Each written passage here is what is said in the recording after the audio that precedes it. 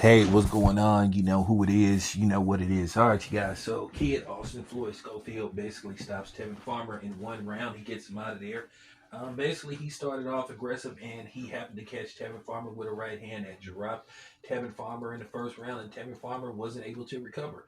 And basically, Kid Austin poured on the heat, dropped him one more time, and then it looked like he was on the verge of possibly laying him out. So basically, the referee felt that he had saw enough.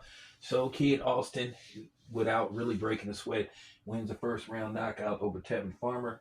So at the end of the day, he got him out of there in the first round, but you would have wanted to see what he would have did as far as boxing goes. So it isn't a question about does he have decent power. Of course, he has decent power, but you want to see how a guy can adjust as the rounds go on if he can't get a guy out of there with one punch. So we'll see what happens with Kid Austin. We'll see what he plans on doing next.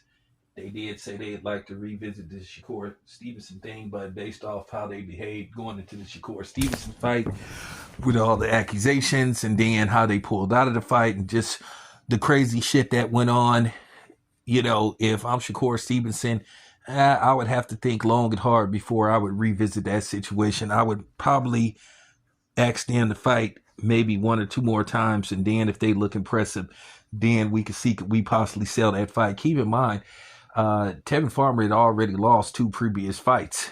I mean, he had back-to-back losses to Zepeda, so technically Tevin Farmer, well, actually, I think four.